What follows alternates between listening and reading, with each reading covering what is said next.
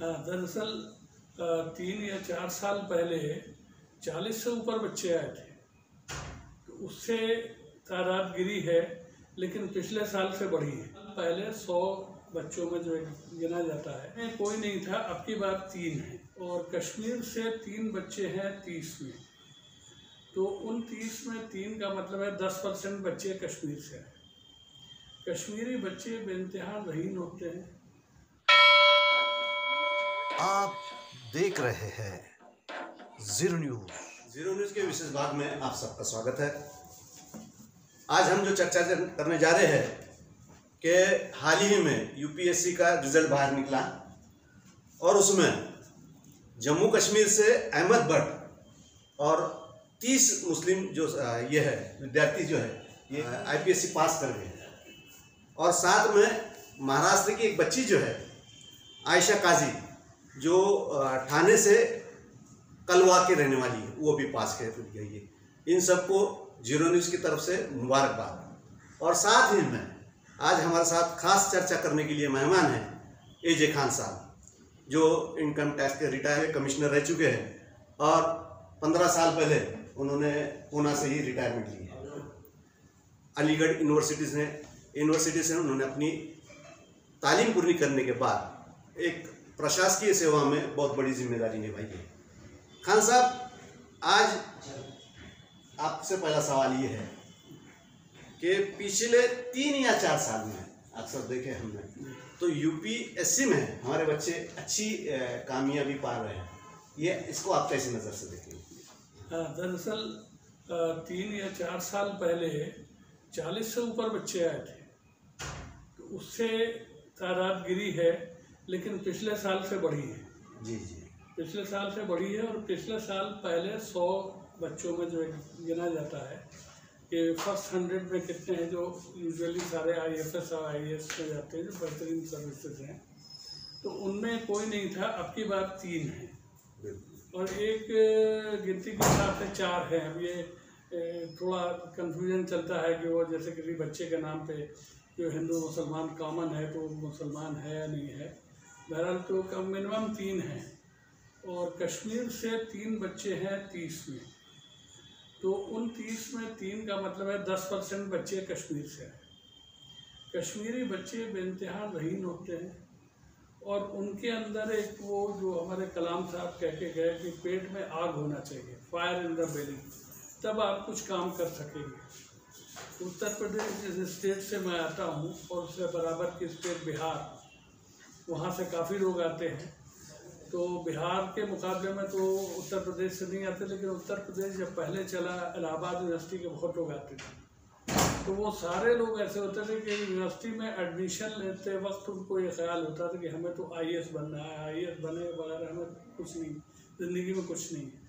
नहीं सर, एक बीच में रुकते हुए एक सवाल ये है कि आपने जैसा जिक्र किया बिहार में और उत्तर प्रदेश से, ये IAS अफसर के लिए लोग बड़े आते रहे, मगर वहाँ मुसलमानों की तादाद ज़्यादा होने के बावजूद भी बच्चे नहीं आते। इसकी क्या खास वजह है? ये वजह ये है साहब कि बच्चों में एक एतमाद होना, इस चीज़ का एक वो जज्बा होना, वो फायर इन द बेली जो मैंने कहा, आग पेट में, वो होने का वो कमी है।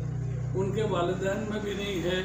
अगर यूपी और बिहार की बात करते हैं तो जिस तरह से आपने ये कह दिया कि कलाम साहब ने कहा कि पेट में आग होनी चाहिए, हम देखते हैं कि यूपी और बिहार से लोग जो है रोजगार के लिए यानी पेट के आग के लिए आकर मजदूरी कर लेते हैं, मगर एजुकेशन की तरफ नहीं जाते, जबकि वहाँ मुसलमानों की आबादी ज़्यादा है और वहाँ मुसलमान अच्छे ज़हीन है। फिर भी ये ऐसा क्या हो रहा है? हमारे कौम की क्या एक प्लानिंग नहीं है, या कौम का क्या बोलेंगे जिम्मेदार लोग उसमें ध्यान नहीं देते, इस पे क्या करें? बिहार में देखिए, बिहार को थोड़ा सा मैं करेक्ट करूँगा, बिहार से तो लोग आ रहे हैं। अब इस बार में कितने हैं अभी तो ये पता नहीं लगा, कितने बिहार के कितने यूपी के। ज़्यादातर तो उन्होंने जो जामिया मिल्लिया में जो कोचिंग ली उसके बच्चे हैं, 30 में 23 हैं सर, लेकिन उसमें कुछ हिंदू बच्चे भी हैं जिन्होंने जामिया से कोचिंग ली है।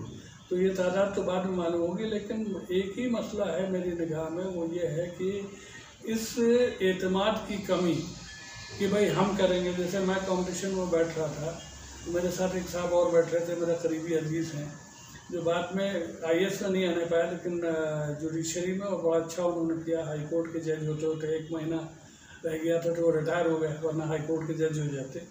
तो उनका दिमाग बड़ा इस पर लगा रहता था, जो बीमारी आज भी बच्चों को खा रही है कि क्या होगा, कैसे होगा, इतनी परसेंटेज है, 600 सीटें हैं तो 600 में 300 तो रिजर्वेशन वाली निकल गई और ये हो गया। तो 1-2 बार मैंने उन्हें देखा, बराबर बैठे लाइब्रेरी में पढ़ रहे, मैंने देखा वो यूँ देख रहे हैं ऊपर। तो पूछा सईद भाई क्या देख रहे हैं? तो उनका भाई ऐसा ऐसा सोच रहा हूँ। मैंने कहा ऐसे सोचने में क्या फ़ायदा, 80 रुपये हमने फ़ीस जमा की है, उस फीस को हमें हलाल करना है। और मेरे दिमाग में उसी वक्त एक आया कि एक बंद कमरा है, उस बंद कमरे में एक कुर्सी है, एक अकेली कुर्सी, वो कुर्सी मेरे लिए है और मुझे उसका दरवाजे का ताला तोड़ना हो, दरवाज़ा तोड़ना हो या रोशनदान से कूदना हो, लेकिन वो कुर्सी मैं लेके रहूँगा। ये जज्बा जब आएगा, और मैं आपको ये क्लियर करूँ कि वो बहुत एवरेज से भी नीचे का स्टूडेंट था, बस ये पॉजिटिव बात थी। मेरे बड़े भाई IAS अफसर थे तो बेचारों को बड़ा अफसोस होता था कि कैसे ख़राब हो रहा है, तो उन्होंने इस तरकीब से कि भाई कंपटीशन का फॉर्म भरो और बैठो। तो वो मुझे अक्सर छेड़ते रहते थे कि तुम नहीं कर सकते, तुम नहीं कर सकते। वो जानते थे कि चोर क्या करेगा। तो ये चीज़ भी हमारे बच्चों में है। हमारे बच्चे बहुत स्मार्ट हैं माशाल्लाह। उनको इस बात का एहसास है कि उनके साथ बहुत कुछ चीज़ें जो उनकी अपनी है, ये अपना फ्री मुल्क है, हम यहाँ के शहरी, हमें मिलना चाहिए, लेकिन हमें नहीं मिल रही या हमें कोई गलत निगाह से लोग देख रहे हैं, तो हमारे बच्चे जवाब दे सकते हैं। सर आपने बड़ी अच्छी बात कही कि आपके भाई ने आपको छेड़ा और छेड़ने के बाद एक पॉजिटिव एटीट्यूड जो है जी आप में पैदा हुआ। मगर अक्सर मुसलमानों की अगर बात करें जी अगर उसको छेड़ देवे तो वो ज़हनी तौर पर कुछ करने के आम पर ज़्यादा आता है। जी तो ये जो है ये खामियां हमारे समाज की कमजोरी है, इसके लिए क्या करने की जरूरत है? तो ये चीज़ अपने बच्चों के दिमाग से निकालना है कि भाई जो हमारे जो बड़े बुजुर्ग हैं जो कह रहे हैं, जो चीज़ उन्होंने दुनिया देखी, तजर्बा है, उस तजर्बे के हिसाब से आपको मान के काम करना है। और आपकी बड़ी जिम्मेदारी है इस बुक पे, चूँकि मैंने एक पोस्ट डाली 30 बच्चों के आने की, उसमें लिखा कि 3 भट्ट हैं जो 10% हैं, और मुसलमानों की पूरी तादाद मुल्क में उसका हिसाब से 1% कश्मीरी मुसलमान है। तो 1% में 10% लोग आए, बाकी 20% में दूसरी जगह के मुसलमान हैं। तो मेरा उसके ऊपर किसी ने कहा कि साहब ऐसा है कि ये तो बहुत उसकी बात है, और खाली IAS ही थोड़ी है, दुनिया में बहुत सारी चीज़ें हैं, उसके बारे में आप लोग क्यों नहीं लिखते? तो मैंने कहा भाई ये हमारी नौकरियों का ये हिसाब है कि हमारा प्राइम मिनिस्टर कुछ नहीं करता, हमारा प्रेसिडेंट कुछ नहीं करता जब तक अफसर नहीं करता। अफसर के ज़रिए से कराया जाता है, और अफसर के होने से एक फ़ायदा ये है, जैसे मेरी नेम प्लेट पढ़ के लोग खुश होते थे। काम उन्होंने मुझसे कोई नहीं लिया, ना मुझसे मांगा, ना मैंने किया। तो खान साहब ने एक बड़ी अच्छी बात कही है कि ये ज़रूरी है कि अगर कोई तो आपको ये हिनाता है, आपको अगर ये करता है तो उससे पॉजिटिव बात ले। जो खान साहब ने लेकर MPS जो क्रैक की और UPSC क्रैक की और एक अफसर के ओहदे पर आए। और दूसरी बात ये है खान साहब ये है कि हमारे समाज में जो नेगेटिव अप्रोच जो है इसके बारे में अक्सर लोग बोलते नज़र आए, मगर लोग बाहर आकर काम करने वाले कम नज़र आ रहे हैं। फिर भी पिछले कई दिनों से अगर हमने देखे कि बम्बई में भी बहुत सी संस्थाएं जो है इस पर काम कर रही हैं, बेंगलोर में भी इस तरह के कर रहे हुए हैं, हज हाउस का भी एक बहुत बड़ा काम हुआ। मगर अक्सर जब हम हज हाउस की बात कर ले UPSC के बारे में, हमारे यहाँ एक फ्लो अच्छा चलता है, बीच में शिकायत है जैसा वो सरकार बदलने के बाद हज हाउस के बच्चों की जो तादाद थी 250 से उस 100 पर लाकर रख दी। ऐसे हालात जब आ जाते तो हमारे बच्चे डिस्टर्ब होते थे। इसके ऊपर आप क्या कहेंगे? मैं ये कहूँगा साहब कि अगर हम बैसाखी लेके चलते हैं, हकीकत में तो हमारी आदत हो गई कि साहब हम बैसाखी लेके चल रहे हैं, बगैर उसके हम चल नहीं सकते। हमारी बैसाखी कोई चुरा ले गया, किसी ने छीन ली, कोई कमदर्द आदमी आया उसे लेके तोड़ दिया। अब चलना तो है हमें, जहाँ जो हमारी मंजिल है उस पर हमें जाना है।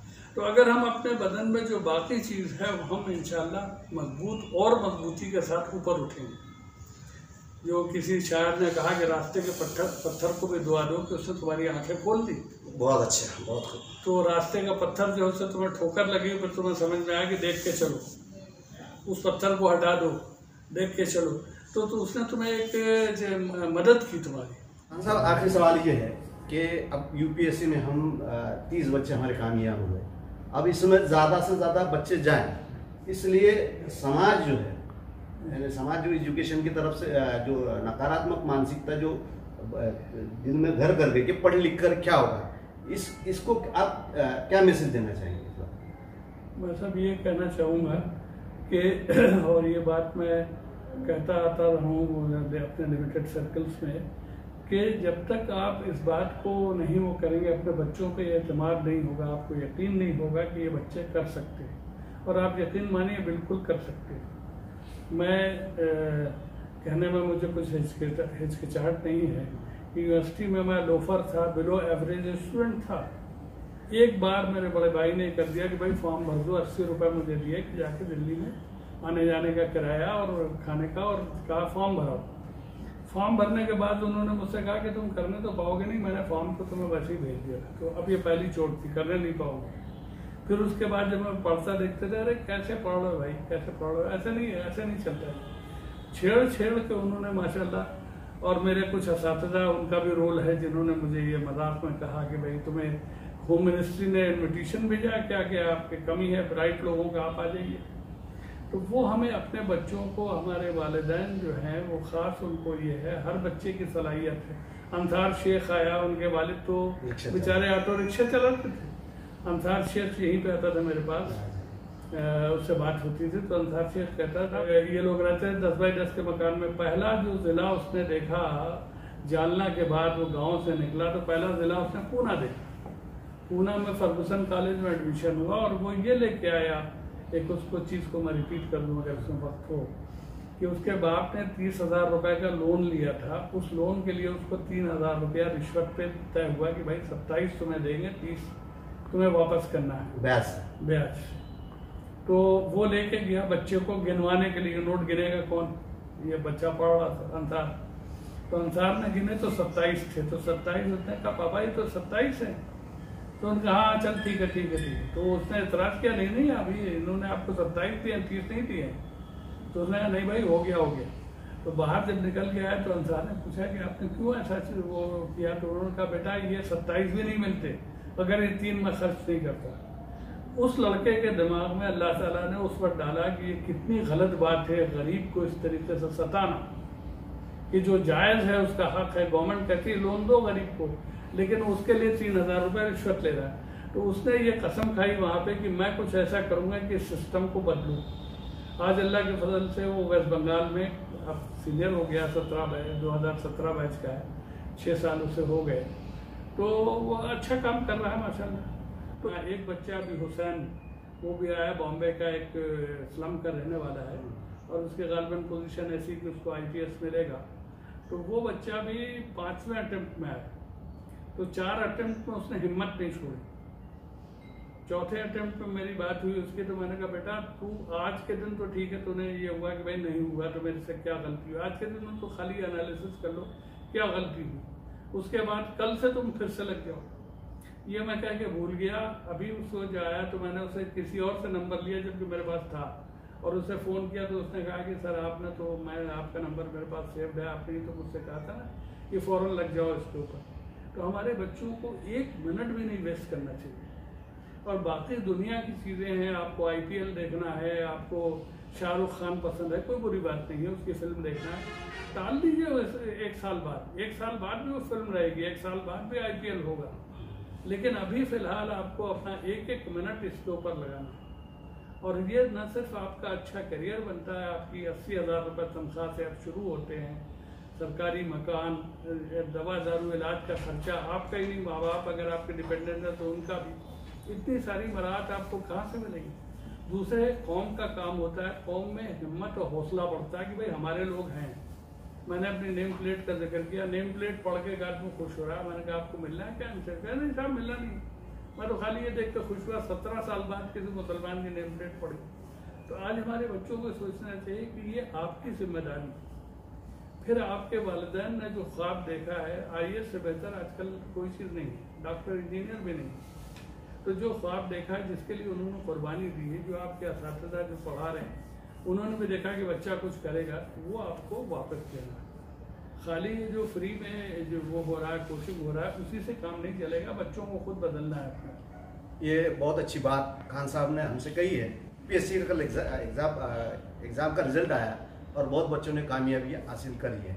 और आज जब हम खान साहब से मिलने आए तो खान साहब ने बड़ी इसे खुशी के साथ ये कहा कि हाँ, मैं बच्चों को कुछ बातें बताने के लिए आज का इंटरव्यू दे रहे हैं। खान साहब ने हमसे ये बात कही कि बच्चे के आईपीएल फिर आएंगे, इस साल आईपीएल को थोड़ा सा पीछे छोड़े, शाहरुख की पिक्चर कल फिर देखने को मिलेंगी, मगर आज उसके लिए कुर्बानी दे। खान साहब ने ये कहा कि किसी ने अगर तुमसे गुस्से में कहा तो गुस्से पे उसके आंख पर नहीं जाते हुए उससे वो करके दिखाएं जो हमारे में काबिलियत है। और खान साहब ने ये कहा कि गुर्बत और बैसाखी से हम पीछे ना हटे, हम अगर दिल में तय कर ले तो इंशाअल्लाह ताला आने वाले वक्त में, आने वाले साल में, इस साल 30 आए, अगले साल ये 50 तक जा सकती। और जब तक तुम सरकारी महकमों में नहीं जाओगे, डिसीजन सिस्टम में नहीं जाओगे, कौम की फलाह बहबूदगी के लिए हम इस तरह से रोते रहेंगे। तो बहुत बहुत शुक्रिया साहब, आपने बड़ी अच्छी ज़ीरो न्यूज़ से बात कही। ज़ीरो न्यूज़ में आपका स्वागत है और आपका शुक्रिया। आप देख रहे हैं ज़ीरो न्यूज़, आपका